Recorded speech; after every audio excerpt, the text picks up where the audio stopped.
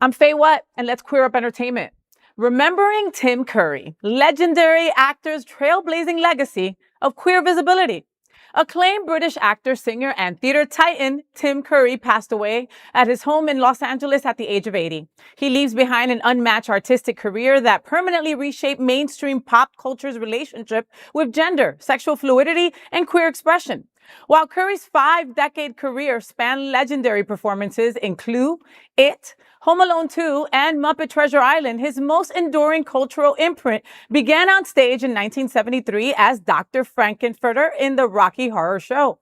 Reprising the role in the 1975 film adaptation, The Rocky Horror Picture Show, Curry brought a sexually liberated, gender-defying alien scientist to silver screens worldwide at a time when open depictions of non-conformity faced intense societal suppression.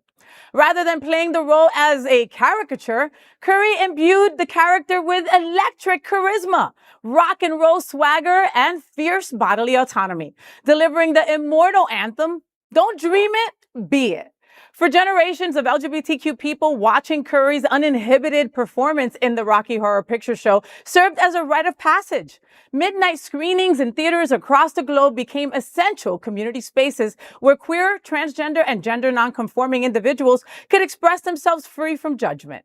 As fans worldwide celebrate his life, Curry is remembered not only as a master of performance, but as a fearless pioneer who taught millions the transformative power of living authentically.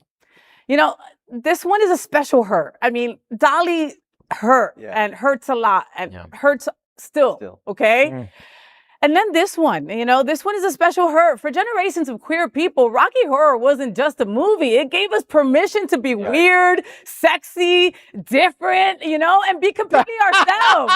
Yes, I even dressed up like Frank-N-Furter once. I mean, look at it, Tim Curry helped create a place where generations of LGBTQ plus people felt like they belonged and they can be whoever they wanted to be. I mean, this one hurt. Boys? Yeah. In my theater company, we did the Rocky Horror Picture Show like every year for a while. For Halloween, right? Everybody did it around that time too. Yeah. And so when I went to go see it, and I decided to dress up a little bit, in my little conservative area with all the political leaders in my area. And I'm like, all right, I'll try the fishnets on or something, So then I did all of that, the makeup and everything. And then they asked me to host at the beginning and do the insult comedy and all that stuff, which was great fun. And then that's when it kind of dawned on me that, wow, I'm feeling like weirdly conservative in this space right now because of everybody watching me. And I'm realizing this was in the 70s. Right. And I'm like, all these people know about this and they've been knowing about this for a long time and they've all co-signed on it and they all bought a ticket to be here. Yeah.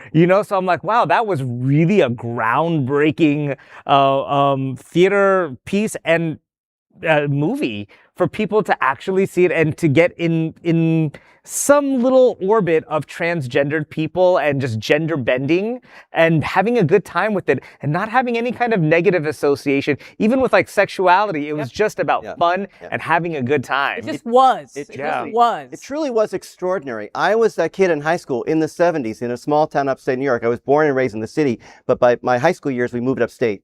And so it was not necessarily conservative, but it was more conservative than Manhattan and Long Island. And this was extraordinary because we got to go. We would go, act out, do our thing with the props and dress up. But the community also, it felt into a special sliver of a spot because we were able to be there and be us. But the general community, there are a couple things in our culture that have made to the mainstream. And that was one of them because there were people in that theater who were not necessarily there for the same reasons that my friends and I were there for. Of course. But they accepted it and they got in on the whole thing. And we saw things at a deeper level that they didn't necessarily want to see. But Rocky Horror Picture Show was able to cross over. And it was a remarkable time. So to be a high school student in the 70s and get to go to that, it was extraordinary. To hear a whole room full of a theater, a whole full theater sing the songs and say the word transvestite, which is a word that they probably wouldn't have as part of their vocabulary ever, was uniquely trailblazing. Yeah. I was just going to say, Tim Curry was a sweet transvestite from transsexual Transylvania. There it is. And there is no other queer nonprofit media platform like this in the entire world. Support our LGBTQ stories by sharing them and subscribing to Queer News Tonight.